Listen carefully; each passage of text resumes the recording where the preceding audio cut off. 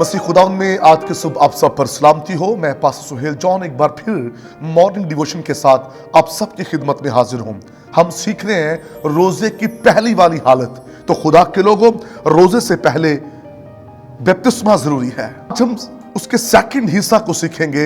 रोजे से पहले हमारे लिए आसमान का खुला हुआ होना लाजमी है। लिखा है यीशु के लिए आसमान खुल गया, यानी जब आप बपतिस्मा लेते हैं तो बपतिस्मा आपके लिए आसमान को खोलता है। सचना की किताब के अंदर लिखा है गुनाहगार के लिए आसमान पीतल का है और जमीन लोहे की है।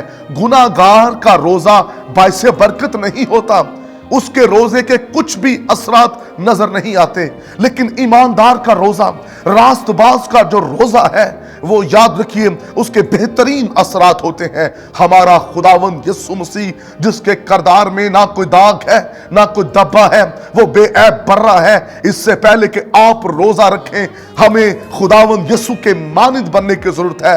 जिस तरह यीशु के लिए आसमान खुल गया, ऐसे ही ईमानदारों के ऊपर आसमान खुला हुआ होना चाहिए। जिस कदर खुदा का आसमान आपके जीवन पर खुलेगा, उस कदर आप खुदा की कुदरत को अपनी जिंदगी के अंदर देखेंगे। खुदा के लोगों, यीशु के लिए आसमान खुल गया। कई दुनिया में ऐसे लोग रोजे रखते हैं, और ऐसे रोजे जिनमें आपके लिए आसमान बंद हो, जिसमें खुदा नाराज हो, जिससे जुदाई की दीवार खड़ी हुई हो, ऐसा रोजा भाई से बरकत नहीं होता। बाप नाराज है, खुदा पसंद नहीं करता हमारे दुआ रोजों को। अगर हम गुनाह की हालत में दुआ कर रहे हैं, गुनाह की हालत में रोजा रख रहे हैं, गुनाह की हालत में प्रस्तुश कर रहे हैं, गुनाह की हालत में हम खिदमत कर रहे हैं, तो याद रखिए ऐसे रोजे, ऐसी खिदमत, ऐसी प्रस्तुश खुदावंद की हजूरी में मकबूल नहीं होती। रोजा वो है जब आप पर खुदा का आसमान खुला हुआ हो। खुदा के लोगों, ये बड़ा लाजमी है, रोजा रखने वाला जो शख्स है उस पर खुदा का आसमान खुला हुआ हो, क्योंकि जहां कहीं खुदा का आसमान खुलता है वहां जलाल जाहिर होता है, वहां दुआओं के जवाब मिलते हैं, वहां बरकत जारी होती है, वहां जिंदगियों के अंदर बड़े काम होते हैं। इसलिए ये लाजमी है कि हम निजात की हालत में, ईमानदारी की हालत में, रास्तबाजी की हालत में हम रोजा रखें, तब खुदावंद उस रोजे का आपको जवाब देगा। कलाम मुकद्दस के अंदर लिखा है, तब अगर मेरे लोग जो मेरे नाम से कहलाते हैं, जो खुदा के नाम से कहलाते हैं, ये वो लोग हैं जिनका रिलेशन, जिनका तल्लुक खुदा के साथ गहरा है, तब वो जब रोजा रखेंगे, खाकसार होंगे, तो लिखा है मैं उनके लिए अपना आसमान खोल दूंगा, मैं आसमान पर से उनकी दुआओं का, रोजे का जवाब दूंगा। यह बड़ा जरूरी है। ईमानदार खुदा के हुजूर में जब रोजा रखे तो उसके लिए आसमान खुला हुआ हो। खुदा के लोगों, यीशु के लिए आसमान खुल गया, हमारे लिए भी आसमान खुला हुआ होना चाहिए। बंद आसमान में कुछ भी नहीं मिलेगा। खुदा के लोगों, इसलिए गुनाह की हालत में रोजा ना रखें।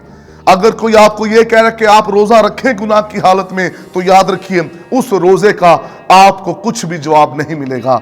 अगर आप गुनाह की हालत में रोजा रख रहे हैं तो उस रोजे से बेड़ियां नहीं खुलेंगी, उस रोजे से जुए नहीं टूटेंगे, इब्लीस की कुफ्तें शर्मिंदा नहीं होंगी। आप 40 जब रोजे रखेंगे उसके कोई असरात नजर नहीं आएंगे। ईमानदार एक ही रोजा रख ले, जो बपटाइज है, जिसके लिए आसमान खुला है, वो एक ही रोजा रख ले। उसका एक रोजा शैतान की कुव्वतों को हिला देता है, उसका एक रोजा हालात बदल देता है। जरूरी है हम नजात याफ्ता हो।